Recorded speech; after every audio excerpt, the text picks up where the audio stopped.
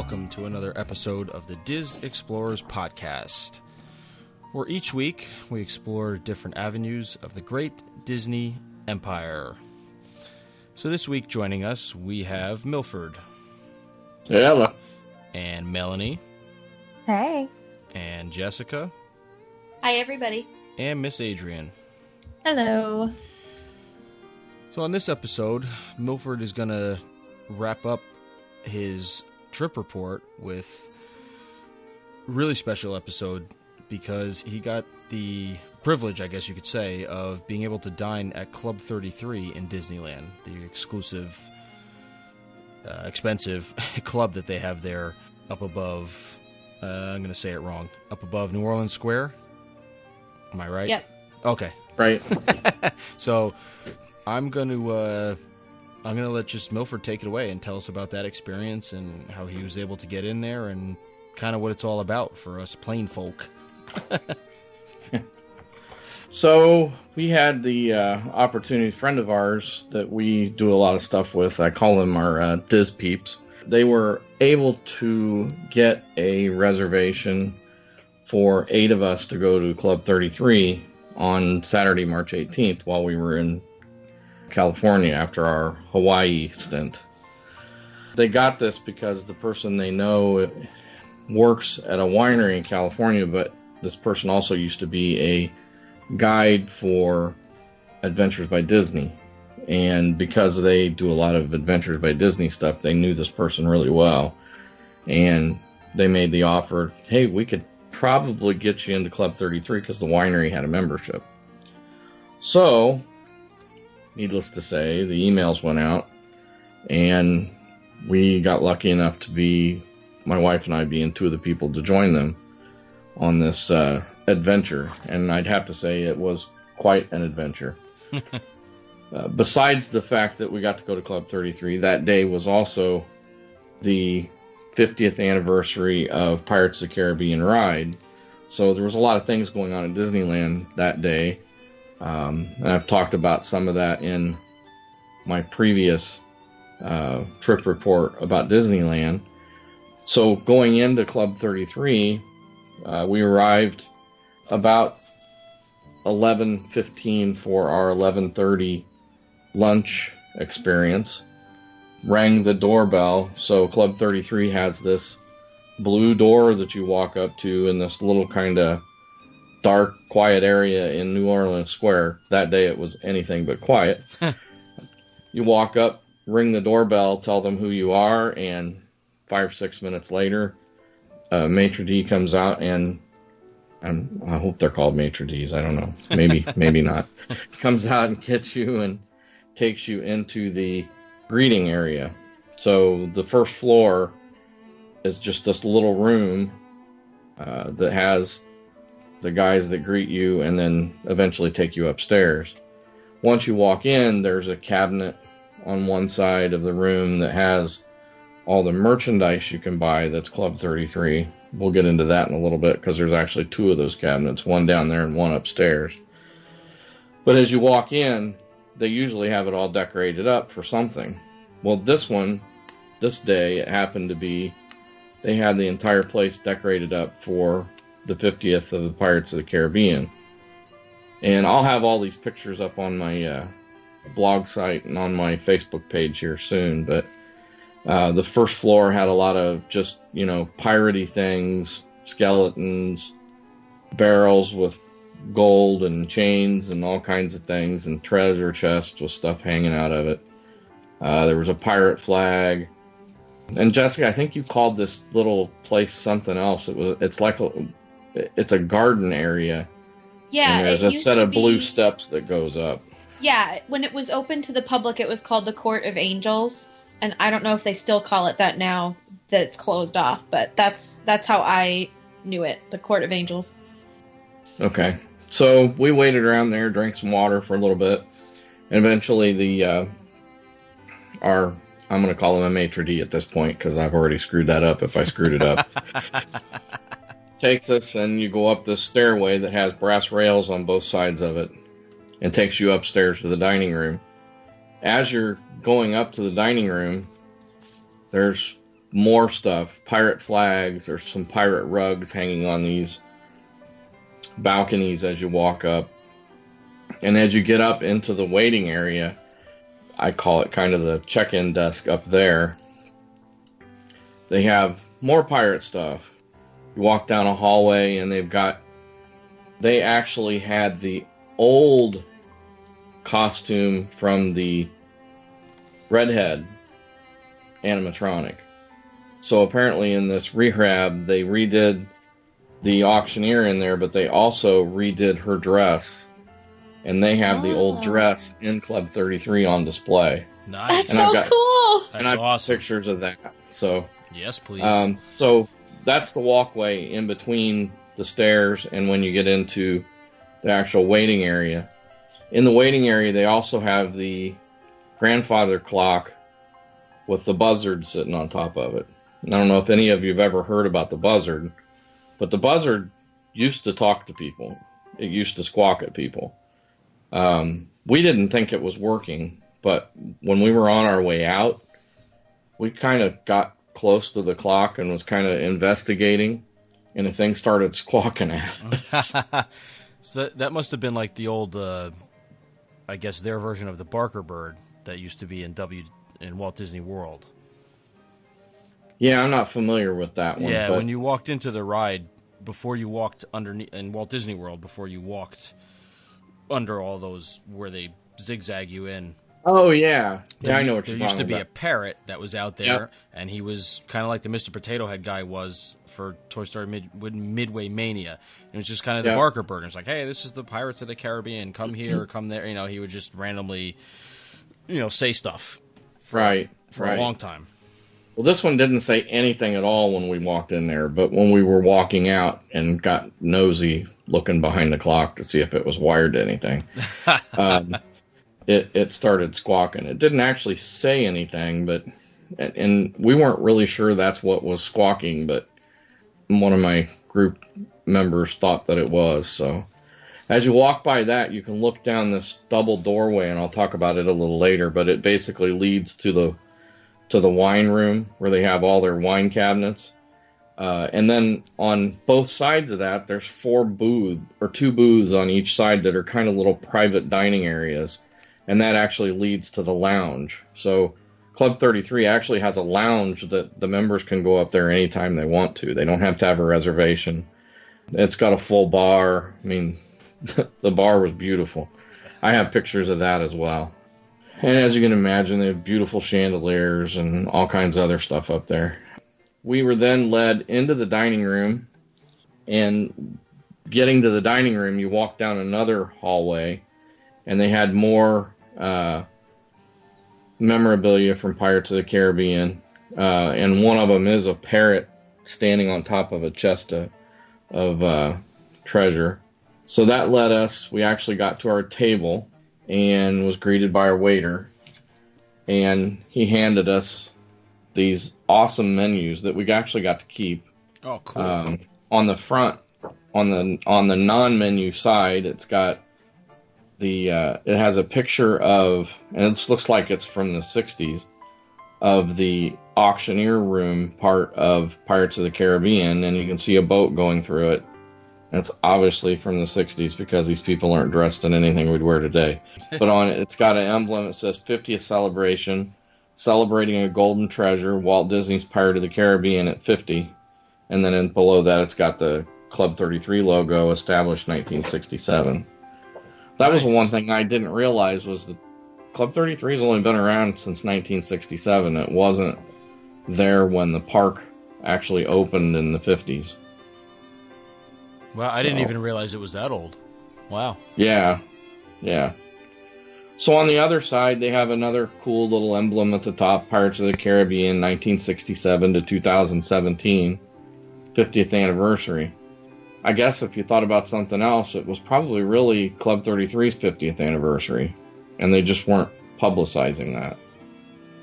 Because if they started in 1967... maybe their anniversary is not till later this year. I don't know. Right. Anyway, I just realized that when I was reading the established thing on the front. So our menu in the Le Grand Salon was a lunch menu. It was a 4-course menu. The price for adults was $90. And with that, you got 4 courses. You got an appetizer, soup and salad, entree, and then, of course, dessert. And you could do a wine pairing with that for $49.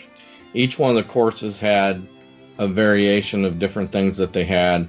The appetizers for this particular seating was a wild blue crab cake, or warm marinated forest mushrooms, or sautéed escargot, or lobster Rockefeller. The soups and salads was either the signature Lafayette garden salad or the Club 33 5-onion soup. And I will tell you, I would go back there just for the French onion, or for the 5-onion soup. I've never had soup served like this. So the soup was served, the bowl comes out, and it has the onions in the bowl with the crouton and the cheese, and they actually pour the onion soup into the bowl out of like a little gravy boat. Which, that was the first time I've ever had what I would call French onion soup served that way, but it was delicious. That's fancy. Yeah. The entrees were a New York steak salad, or sautéed blue shrimp, artichoke scallopini, chicken schnitzel, hearty braised beef rib, seared fish of the day.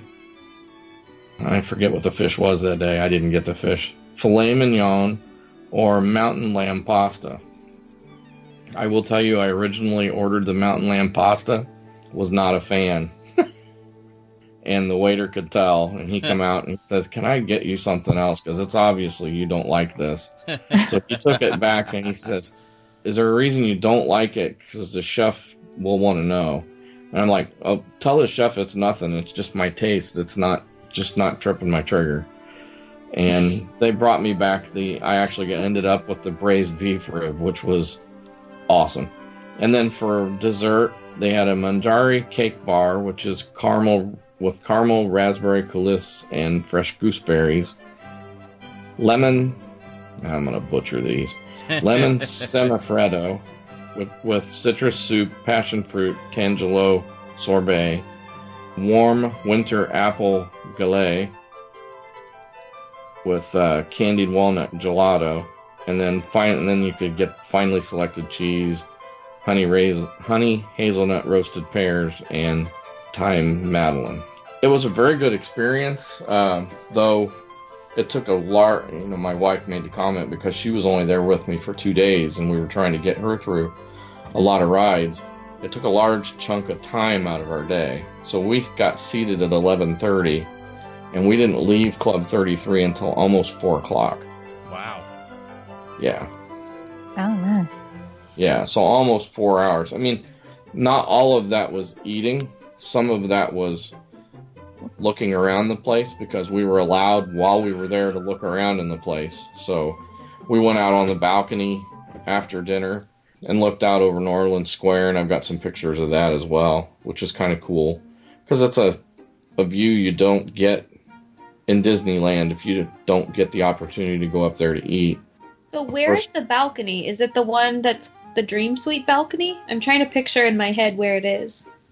Well, I'm not knowing where the Dream Suite balcony is. This one looks out. So as you come into... I'm going to get this wrong. As you're walking down the promenade there where they do Fantasmic, and you make that left turn into New Orleans Square, yeah, you go around the treehouse, where I'm at. So that balcony is right up there. Okay. You walk down a little further to where there's like it looks like there's building space over. You walk kind of like through a tunnel, but it's really building. Yeah. That's where that's where the new Club 33 door is. Yeah. You don't go in through the old entrance. You go in through this door because that's where that little garden is. Right. Is there anything behind the old door now, or is it just for decoration? I don't know, and I didn't think to ask. Yeah. That would have been an interesting tidbit to know. Yeah, that's interesting. In walking through all that space, I didn't see a way to get there, so yeah, I don't it's probably know all if they rerouted everything or what, but So when we got done taking pictures out there, and we went back to the greeting area where the check-in desk is, because all members of our group wanted to buy Club 33 memorabilia. Mickey and Minnie were out there in pirate costumes. Oh man, which was really cool. And That's amazing. We got a group picture with them. I've got a picture of my wife, Minnie, and other members of our group with both of them. So that was pretty cool. And I took some other pictures while we were up there. There's an old harpsichord up there that's just beautiful. That's awesome. And then while we were waiting on them to gather all of our gifts, I got it. So what I wanted Mickey ears with the Club 33 logo, and I wanted a baseball cap with the Club 33 logo. That cost me like $70. Oh my god! Oh my goodness! Other members of my group, I didn't think we were ever going to get out of there because they spent a bunch of money. I mean, they got pins and the little mock-up model of the door, shirts. I thought about buying a polo shirt, and then I thought, I'll never wear it. So I don't like having shirts that I don't wear. Yep. But Mickey ears. I have the Mickey ears, and I will post a picture of them. They are way cool. Are you wearing them? I am not wearing them right now. Oh, They're come downstairs. on. Now, are you wearing them in the picture? No. Oh man. Well, they wrap them and put them in a nice bag. I mean, I have this really nice gift bag that has Club 33 on the front of it. That's a keeper. Which was kind of cool. Oh, yeah. And then we got both the menus, obviously, so. That's awesome. So while we were waiting on all our stuff, we decided to take a stroll down that hallway and, look at the wine storage and look at these little cubbies where they have that you can private dine, that you don't have to make a reservation because it's part of the lounge. And I thought I took a picture of one of those, but apparently I didn't. Oh yeah, I did. So in each of those little cubbies, there's like 2 bookshelves with knickknacks on them, and then there's I'm going to call it a stained glass mirror with a ship in the ocean on it. It's just really cool, and it's nice in a little quaint space that you can just sit and really not be bothered. But I got a picture of the bar, and I mean the bar, the actual lounge, the bar is huge. I mean, it looks like it could accommodate a couple hundred, if not 300 people. Wow. Really? So, and if you're a member, you can go up there to the lounge anytime you want to, as long as it's not completely packed. Right. That's awesome. They've got a piano at one end of it with a little stage, and they have TVs, and the guys were watching some sports up there or something that day. I don't know. Do they have live music at any time? Like, do they do any Yeah, that's what I would figure. They've got a stage with a piano, so I'm assuming they have live entertainment from time to time. I don't know. Huh. You would think, I've never been in there. I've never even really seen pictures of the place, but is it like, I'm just trying to get like a picture, like a general picture, if it's not all decked out for pirate stuff. Is it like super, like high-end etiquette thing? Like, I'm thinking the Grand Floridian. Like, is it like super refined looking that? Oh, no, this doesn't look super refined at all. No. Okay. No, I mean, it looks like a bar out of, I don't know. I would call it, some type kind of mid-century. It looks like a bar that any bar would have had back in the 50s or 60s. Gotcha. But I mean, like the overall vibe of the whole restaurant, it's just somewhat casual. Yeah, I mean the overall vibe of the restaurant was, for lunch, it was casual. Okay. For the people in the lounge area and the bar, it was very casual. I saw people in there in shorts and polo shirts. Oh. I think they maintain a bit of attire that you can't just come in there with t-shirts and torn shorts. I mean, right. You have to maintain a little bit of dress code. I will tell you, I wore jeans to lunch. I was going to wear my kilt just to kind of surprise all my friends, but I'd already worn it on Friday, and it was a little warm in the kilt because it was black. Yeah. So I didn't opt for that. I wore jeans and a polo shirt. Okay. So, I was comfortable. Is it fancier for dinner? For dinner, yes, they do require a coat. Oh, really? Jacket? Yeah. Not necessarily a tie, but you do have to wear a coat Right, and right. a collared shirt. Okay. So you could get away with slacks, a polo, and a jacket for dinner. Right. Gotcha. Okay. After we got done with all that, we kind of went around and bummed around with some of the 50th stuff. And Jessica, I know you had little more information about what was going on with that, but they had a commemorative pin that day that you could get for the 50th of the Pirates of the Caribbean. They were doing churros that were called golden churros, and they were lemon flavored. And I believe it was a lemon filling they put in them.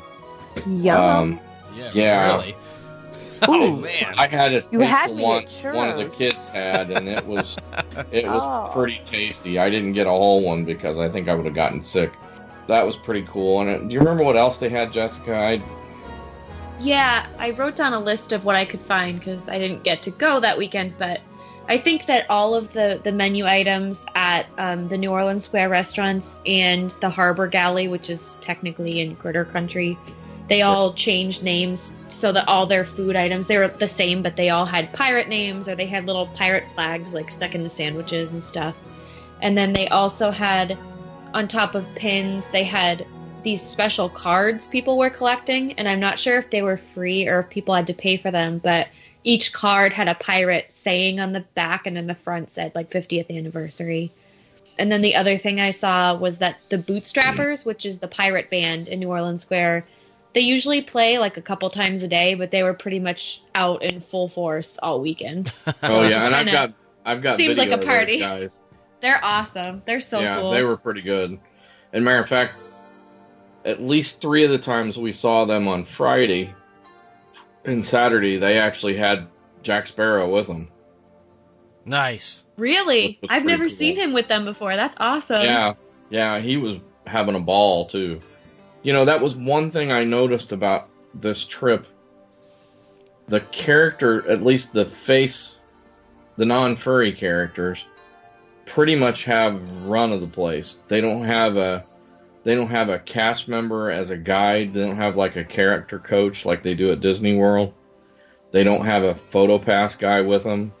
I mean, they pretty much just roam the park and do whatever they want to. We ran into the Mad Hatter a couple times. We ran into Alice a couple times. And they're just kind of out strolling in the park. That's awesome. The princesses usually have kind of a minder, but Peter Pan will straight up just run around. He's on his own. Yeah. Yeah, and that was the thing with Jack Sparrow. I mean, he was all over that place Friday and Saturday. That's fantastic. Which he should be. It's a 50th celebration, but... Yeah. Yeah. I think it would have been cool if they'd had a few more people dressed up as characters. Yeah. So that's pretty much it for Club 33. On other news related to Club 33, we've all heard the discussion that they're talking about opening Club 33 at Disney World. And it sounds like one at each park. At least that's what it sounds like to me. I'm a little confused in the fact that they say that opening this fall, because that means they've been working on the spaces already if it's opening this fall. And I don't know, what do you guys think?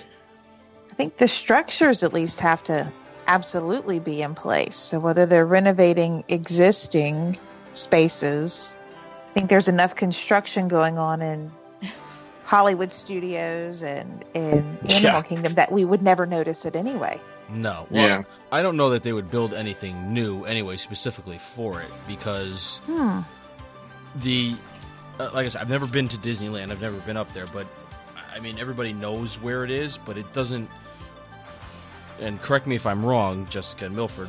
The entrance to it doesn't scream like Club 33. There's no giant sign pointing to it. There's not big placards all over the door. Right? No, unless you know what you're looking for. I mean, you'd walk right by it and not realize it's there. And correct me if I'm wrong again, but I believe the members that are there kind of like it that way. They don't. Yeah. They don't want it to be. It's supposed to be a private club, so it's not supposed to be like people peering in the windows or, oh my God, who's going in, who's going out. So I would like to think the same discretion would be used at wherever they put these in the parks, and if they are truly doing one in all 4 parks. I honestly don't I'm not going to get fired up about it. It's not anything I'm ever going to get to go to unless somebody I know happens to be a member and I get invited in as a guest. It's certainly not something I'm ever going to pay towards initiation, or if they work it the same way as they do the Disneyland one. So my only concern is that if they're dumping money into doing it and bringing it here, the money that they gain from this stuff, I hope goes back into the parks and maybe helps keep ticket prices down from jumping up the ridiculous amounts that they jump up every year, especially within the past 10 years. So if it's being used to, if what they're going to gain by this, especially having multiple ones, specifically in Disney World, I hope the revenue is used not just to pay off construction debt or to acquire other properties, but to kind of put back into what's already there, to the stuff that so badly needs to be refurbished and freshened up, because sad to say, on the trip I just returned from, there is a lot of stuff that needs a lot of help. And I was kind of shocked in the amount of stuff I saw that just seems to just be getting neglected. And I don't know if it's staff cuts or what the deal was, but it just was kind of disturbing in a way for what you pay to get in there. I mean, it's not going to stop me from going, but when you're dragging a family of 5 down there and paying what you're paying, you kind of expect to see everything, all the I's dotted and the T's crossed. The clubs obviously aren't, marketed towards our families. I mean, they're marketed for corporations, for uber rich. Whether or not the money will filter back or not, I'm not sure. I've been playing around on Google Maps just to try to, speculate where the building space is, because they're billing them as lounges. Right. Not as a full Club 33 restaurant. So kitchen space would be a minor concern. I know the lounges do have a heavy hors d'oeuvres or a light lunch style menu. Right. So there would have to be access to food. Bar is easy enough in most spaces. I'm kind of fiddling around with the Animal Kingdom. But they could set now. They could set it up that they could have food brought from other restaurants Absolutely. Too. As long as it's, a limited menu, I don't see that being a problem. Pandora Land obviously has sparkly new spaces where they could put a discreet door that's discreet but not completely hidden, because that's some of the lore. Is you kind of want people in the know kind of want to know it's there, right? And that's the same with Club 33. You want to be one of those people who knows where the door is, even if you're never gonna get through it, right? Like me. Yeah. I still like knowing where the door is. Yeah. And the looks that people gave me when I made my son pose in front of it and I took a selfie in front of the door. You're like, what are you doing taking a picture in front of that door? I'm like, if you don't know, I'm not explaining it to you. That's right. Mm-hmm. So I'm just looking around, where the spaces are. I think the speculation for Magic Kingdom is renovating, one of those storage areas atop one of the Main Street buildings. I'm not sure where else in Magic Kingdom you could squeeze it. I'm all for demoing the Speedway and just making that a big old exclusive Cabana Club Park. No, that's going to be the Tron ride. Yeah. Oh, please tell me they're going to at least not use diesel-smelling cars, because that area stinks. Well, I first of all, I don't know, and we can talk about this on another episode. Yeah, absolutely. I don't know how they get rid of Disney World Speedway when Indy Motor Speedway is still sponsoring it. I mean, when that contract expires. I don't know how they just renewed it last year, from what I understand. Oh, boy. Huh. So yeah, who knows? To talk them into paying for the Tron ride, I can't see the correlation there. No, there's nothing. And apparently there are lots of corporate lounges in Epcot. That's what I was just about to say. Yeah. That's like asking Nestle to pay for the Coke Cool Zone. Right.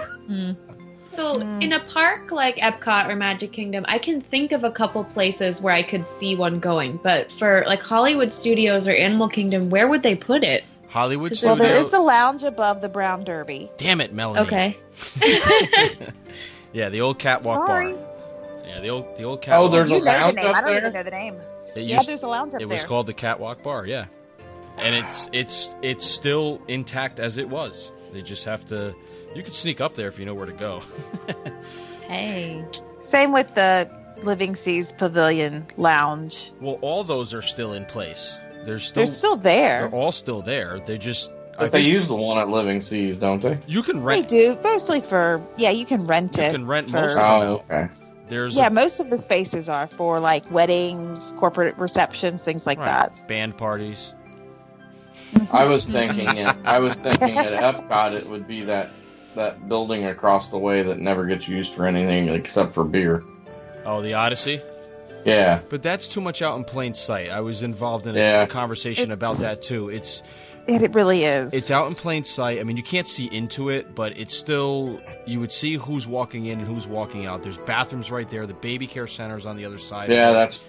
So while it's not an exclusive looking space. No, not at all. It would definitely be, if they put it in Epcot somewhere, in one of the pavilion old corporate lounges, because none of them are really corporate sponsored anymore. You know, like the Living Seas is probably the most popular one because it's probably the only one that's somewhat been. It's not really outdated because it just kind of mimics the Coral Reef restaurant for the most part. GM still pays for theirs. They still pay for theirs, yeah. You know, and there is one behind Spaceship Earth that overlooks like the fountain, those windows that you see up there. I don't know if Siemens has anything to do with that now. I think they still have a lounge up there. Do they? Okay. They must because they still get that laser show. Siemens that has access to it. Okay, all right. So I mean, there is possibilities. The only place it seems that it would seem out of place, just because of what it is, would be Animal Kingdom. It just doesn't make sense in that park. But maybe if they incorporate it into the Pandora area, since that's the newest area, I don't know. Anywhere else in the park, it doesn't make any sense to me to put it anywhere else. In the lodge? Do you think they'd put it in the Animal Kingdom Lodge? Possibly. I don't know. The other thing I heard was it was the ones in Walt Disney World were going to be supposed to be themed to stories of where Walt and Lillian had traveled, because they were avid travelers. So maybe each one was going to be different. So if that's the case, then it kind of does fit in the theme of. You can make it fit in the theme of Animal Kingdom, because I don't know if they ever went to any. I know they went down to South America quite a bit and some of tropical islands. Well, didn't they go to Africa too? I was just going to ask. I think they did, but I don't know for sure. Because didn't he go to Africa to research some of the movies that they did? Possibly. The animal movies, the documentary animal movies that they did back in the 50s and 60s. I know they had a big South American trip. They did a big South American trip, yes. Africa, for I'm not positive. Amigos and the Three Caballeros. Right, yeah, exactly. Africa, I honestly don't know, but I don't know. When I first heard it, I was all fired up about it. I was like, what the hell do we need that for? Why the exclusivity? Why the elitist stuff? But all in all, it's money. I get it. It's money. But like I said, if the money goes back into stuff that needs to be done instead of just fattening corporate pockets, then I'll be fine. But if it's just I think it's a clientele issue. If it brings in, and it's not just the money, if it brings in that type of clients, right, that the people with that kind of money are coming into the park, they're not coming alone.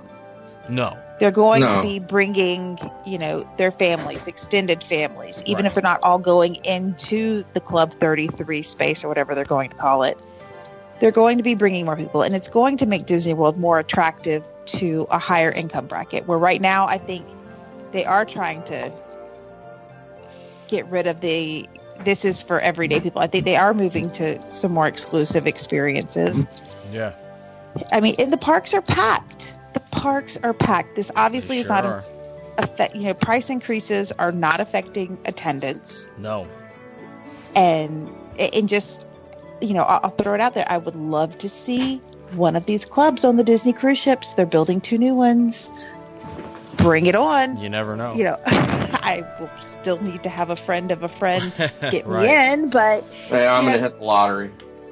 Exactly. Tell you what, but I think that's next. I think having an exclusive experience, that lines up with the concierge experience on the Disney cruise ships, it wouldn't be an out of the out of the realm of possibility. But no, and that would be a very. I think with the price increases, this is just to be expected. Right. They want to bring in these high-end clients and guests who are going to spend the money. Yeah. The Four Seasons guests, the Grand Floridian guests, the Victoria and Albert's guests. These are the people that they want in the parks. And I see it. I get it. They don't want people who are going to wear their pajamas in the parks all day. No. Or bringing in coolers of, peanut butter and jelly sandwiches and waters. They don't want that. They don't want that. Because you're not spending money. Exactly. They don't want the bargain vacationers in the parks anymore. And I think the price increases and all of the perks as far as staying at the on-site resorts are lending to that experience. Right. And they're getting there. I mean, but like I said, the parks are still packed.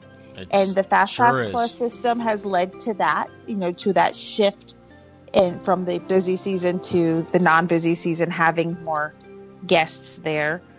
But I think this Club 33 experience will get some of the higher end guests back into the parks. Yeah, no, I agree. I agree with that. I'm all for it. If they can afford it, good on you. Just spend some money. Oh, yeah, no, definitely. I mean, going back to the time frame, which Milford had said when we started this conversation, as far as them saying it's going to open in the fall, I think that is two things. Either this has been in the works for a while, which I'm sure it has been, but I think maybe it must have been. I think maybe they're finally figuring out either A, who leaks a lot of this stuff, and B, how far down the chain they tell people. So maybe it starts at at the top where whoever says this is what we're putting in the parks, and then it goes to next level Imagineering or whatever it is who's going to design these things, and it must stop there now. Like, it doesn't trickle down to employees that, hey, because that's where it ends up getting out to bloggers and vloggers, and because everybody's got a friend or knows somebody who works in the park or works behind the scenes who can get information if they really, really wanted to. So maybe they've really put a lid on that stuff and be like, hey, you know what? Enough is enough. Well, if you're looking at a fall opening, you're also looking at staffing. Right. So you're going to have managers trained. And these staff position openings with a publicly traded corporation like Disney, these staff openings are going to be announced. Yes, absolutely. So when they start hiring, I think with looking at a 6-month time frame, they're going to be hiring and or transferring cast members from one area to another. So, see, the other thing I never realized is I didn't know California Adventure had a lounge. Mm-hmm. No, I didn't either. The 1901 Lounge in Disney's California Adventure. Oh, I've heard of that. I just didn't realize. I have no idea where it is. Yeah. It's in Carthy Circle. Oh, I wondered if that's what it was. That makes sense. I've heard of it, but I never realized where it was, or I didn't realize it was in California Adventure. Maybe I thought it was another part of Club 33. Maybe I don't know what I thought it was, but I've heard the name before. Fancy. I'm going to start my own exclusive lounge right on the little stage across from Pirates of the Caribbean where they do the little Jack Sparrow show. The Sparrow show? Yep. I'm going to hide real rum in those barrels, and every day during the 3 o'clock parade, that's when we'll meet.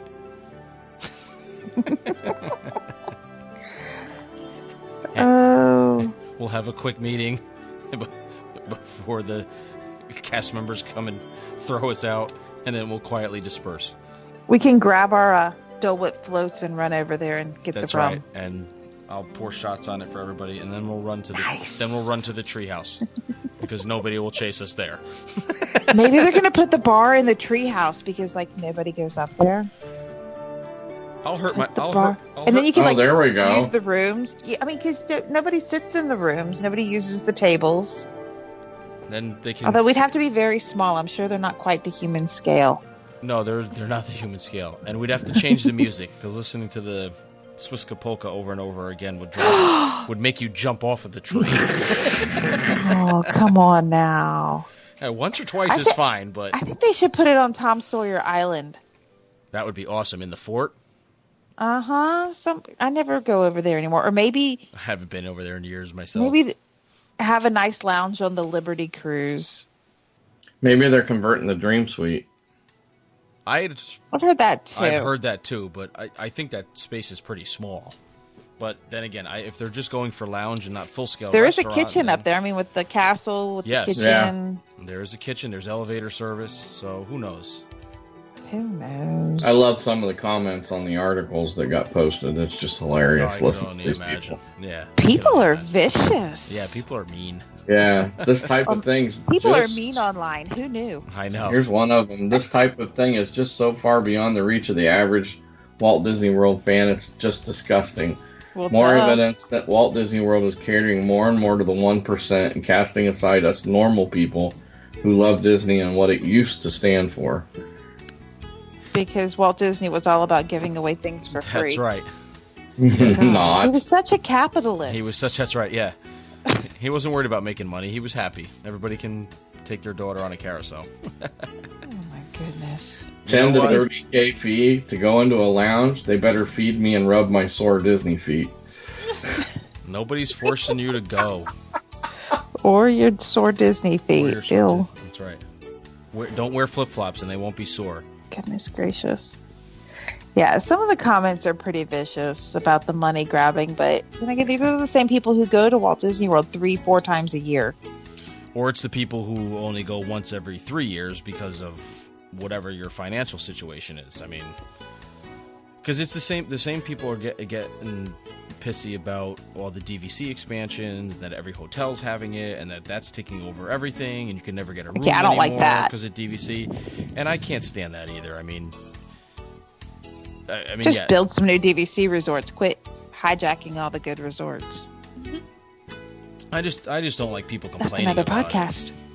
Yeah, I don't know. Yeah, maybe because I'm a member, I don't see it that way. But it's I don't know. We should do that and talk about DVC because that's a whole nother subject. That is, but I just think that adding, Club 33s over here is something that I honestly thought they should probably have done 10, 15 years ago. Yep.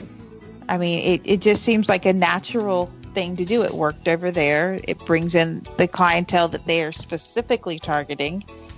And hey, if that adds money to the bottom line of the park's operation, money and keeps Disney stock up, I'm good with it. Keeps Disney stock up, keeps, I don't know that it will keep prices down. I think park attendance more than anything is going to drive park prices. Right. But hey, if it's keeping my Disney stock happy, then yeah, I'm all for that. I don't know. I think until they end up dumping ESPN is when the hemorrhaging will stop.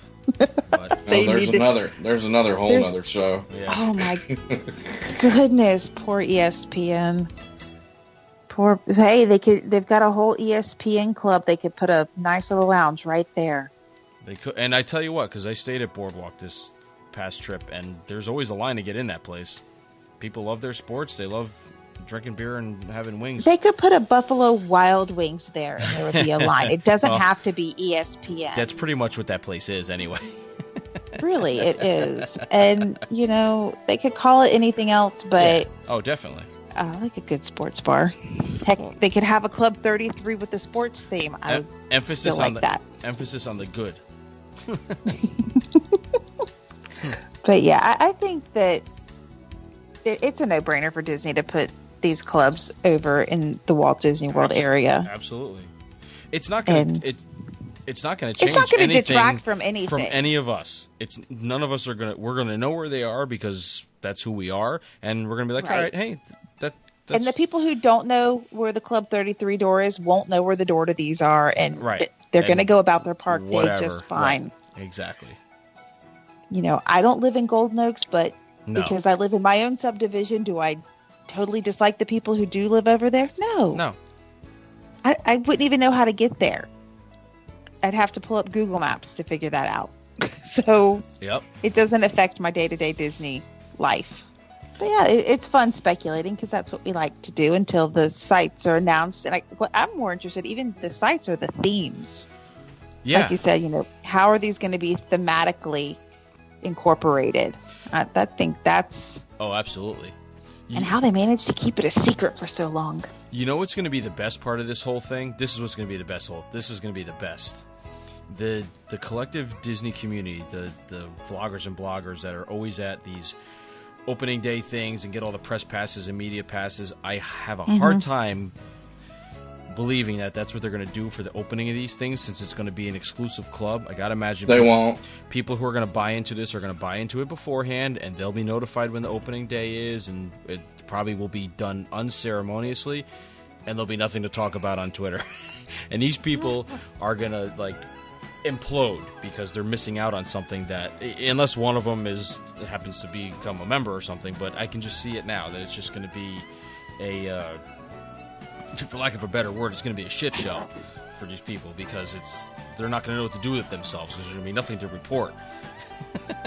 No pictures, no videos. Yeah, they're going to have an end, right? Oh, man, it's going to be hysterical. I'm going to sit back and watch that mess. So, yeah, I don't know. The other thing is the timing. I mean, fall. It said late fall.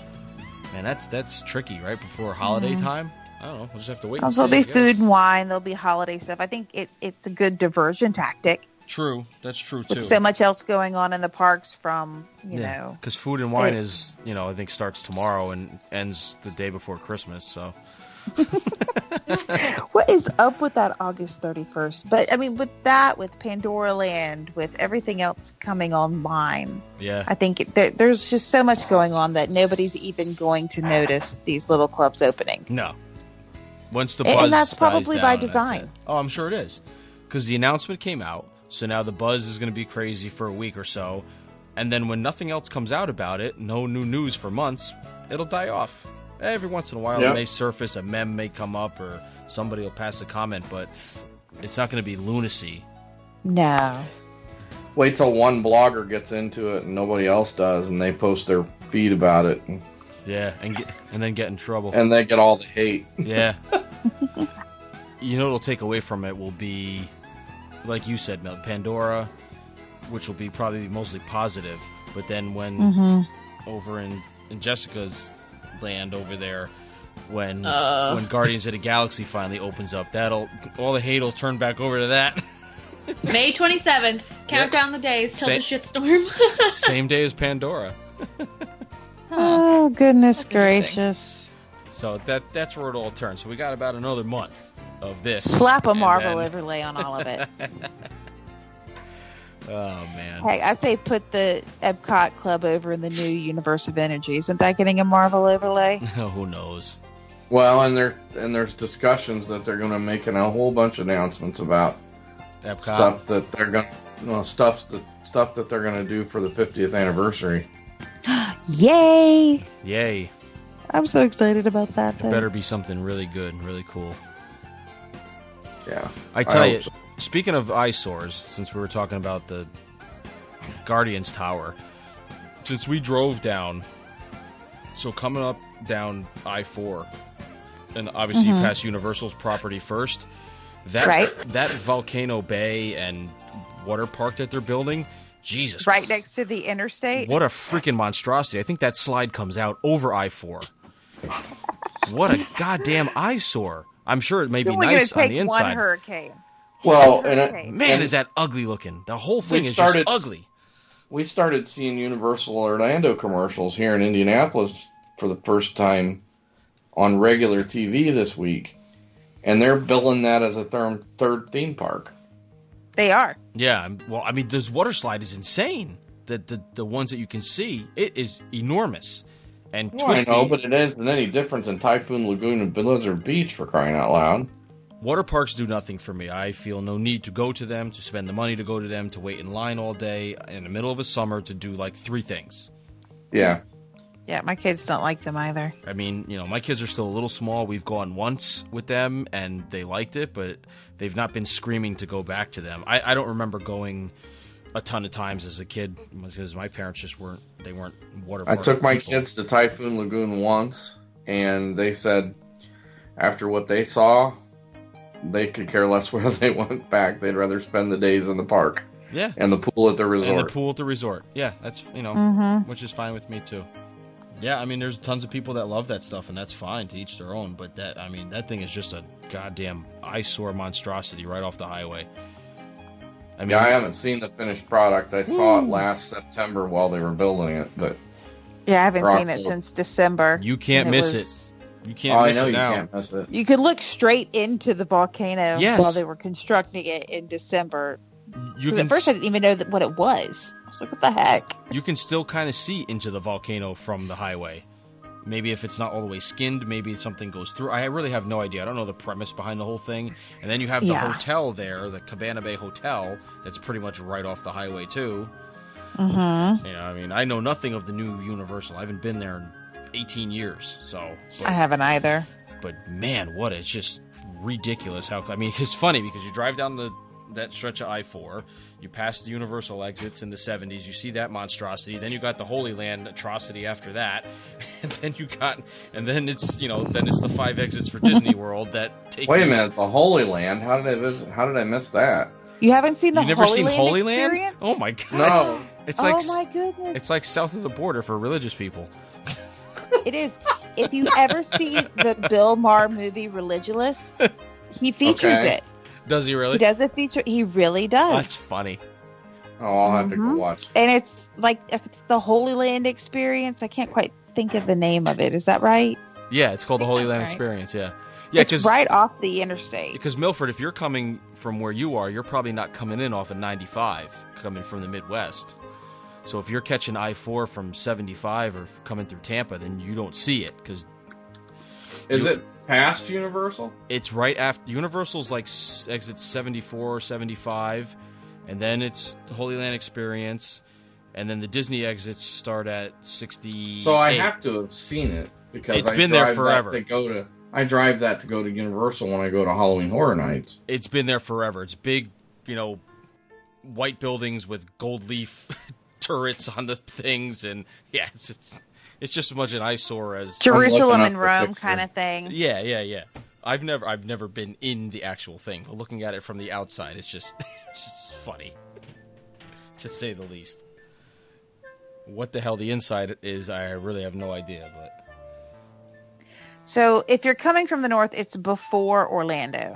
I mean, before Universal Orlando. it's before Universal. Okay, It's before Universal. Oh, that's why I haven't seen it. okay, then. it's before. I knew they were. Mm-hmm. I had the order reversed then. I thought it was after. I thought it was in between Universal and Disney. It's all right. Okay, so that's why you haven't seen it then. Well, next time you're down there, it's worth driving in a couple exits up the highway just to see it. Sure, yeah, why not? Or you just watch the movie. Yeah, you do that too. Oh my gosh. Oh, I man. think he's looking at it now. From Club you go. 33 to the Holy Land. Go- There we go. I don't know. All their in one site- podcast. Their site's down. Just Google image that mess. Google Earth How it. is their site down the day after Easter? Overload. I don't know. What exit is that? I'm trying to look and see what exit that is. It doesn't say on Well, I the know. map I'm looking at. I know Universal is this like the mid 70s, so it must be The before site that. cannot be reached. Really? got- That's- You got to make a donation first. Apparently. A little basket comes out of the computer screen. Running the gambit now. And while we're running the gambit, did you see the... Oh, I've got the holylandexperience.com up. It popped up for me. But while we're talking about, a potpourri of shows, this is what this is turning into. that Universal actually announced all of their new Christmas stuff in the past week. Oh, did they really? The Harry Yeah. Potter Oh, Christmas yes. experience. Okay. Everyone was freaking out because they're going to put decorations on Hogwarts, and everyone was thinking Disney's been doing that for 60 years. Why is this such a big deal? Yeah, really. Because it's Christmas at Hogwarts. But it has Yes. snow on it all the time, doesn't it? Yeah. But Christmas. It's Christmas. I mean, I love So- Harry Potter, so I'm not poo-pooing it. I just think it's Okay, weird so- to be so excited. If they put icicle lights on the side of the castle, then I'll start worrying. Yes. Then it's a copy. I tell you, speaking of Harry Potter World, I finally saw a video of that. I don't even know what it's on top of, but the dragon that's there breathing fire. Oh, it's on Gringotts. Oh, It's the- so good. Yeah.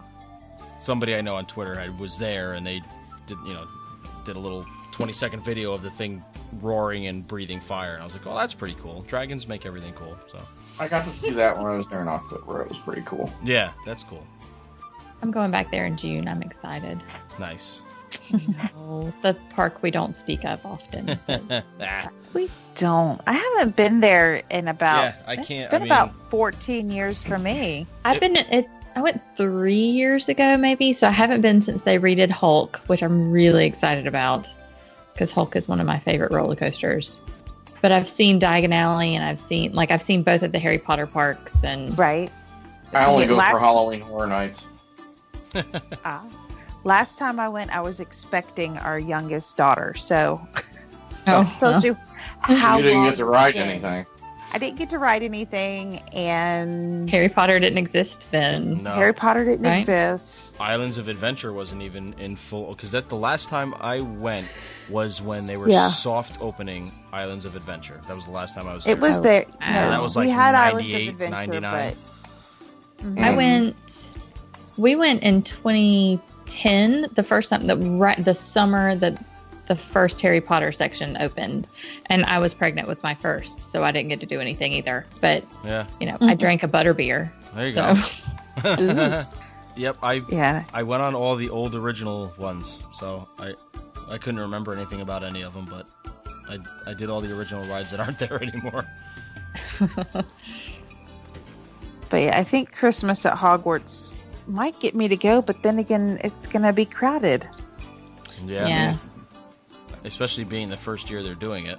I know. Who Yeah, we're doing a knows? Christmas Decisions, Orlando trip decisions. this year, but I don't think we're going to that. I want to, but I think it would be insane. Too busy. I'll wait. Yeah, let them work the kinks out the first year. Exactly. Well, don't- I said that about all of the Harry Potter stuff, and then by the time they'd worked out all of the kinks at Universal, they decided to add on the Islands of Adventure. I'm like, well, why am I going to go until that's built? So I keep putting it off, and now they're adding Christmas. So I'm like, if I wait 2 more years, what more are they going to add? That's awesome. So I just keep waiting, and I never go see it. You might So as well just wait until you can bring your grandkids at this point, then.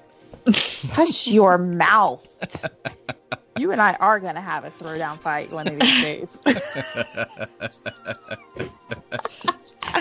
Grandmother. Good grief.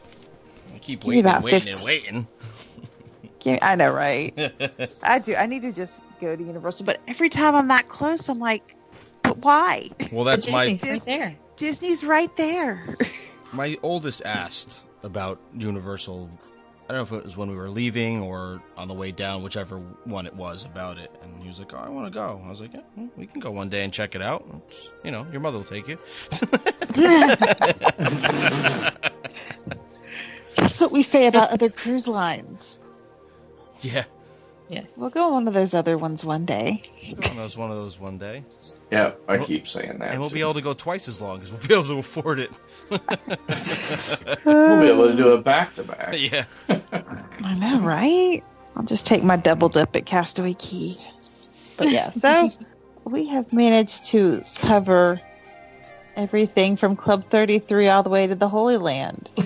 All in one show, you guys. I think that's a world record tangent for us. That's it. Woo! What can I say except I don't know you're if we should be welcome. proud of that or not. You're That's welcome. quite a tangent, even by our standards, you That's guys. Hey, Oh, don't give us a challenge. variety is the spice of life, Oh. for sure. Well, if the description alone of this podcast should get some extra hits. We can talk Holy Land, Universal, Harry Potter, Club 33, I'm gonna name it. And Pirates of the Caribbean. Pirates of the Throw Caribbean the dart. 50th. Throw a dart. That's what I'm gonna name it. Throw a dart. Where does it land? Like the Jeopardy potpourri title. Exactly. Round and round she Hot- goes. Where she'll stop, nobody knows. You're welcome. You're welcome. That's it. Maybe I should just name it that. You're welcome. You're welcome. Things you never thought we'd talk about in 1 hour. Oh man, that's for sure.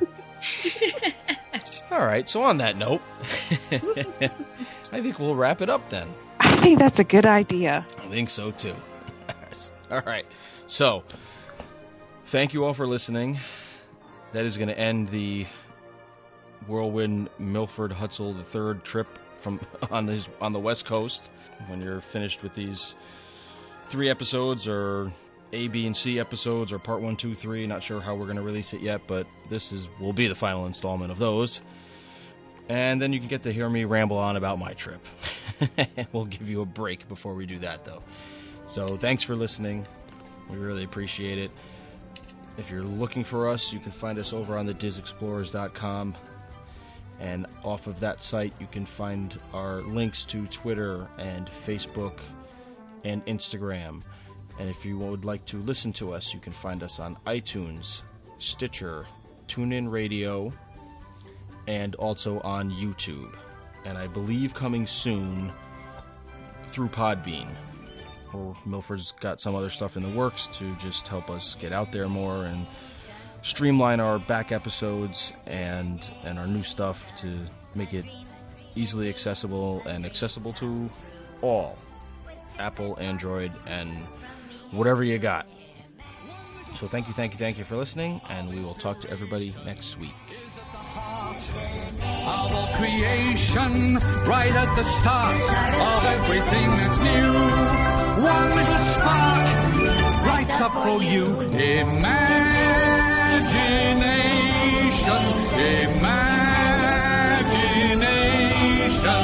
A dream can be a dream come true. With just that spark from me and you. One little spark of inspiration is at the heart of all creation, right at the start of everything that's new. One little spark lights up for you. Imagination.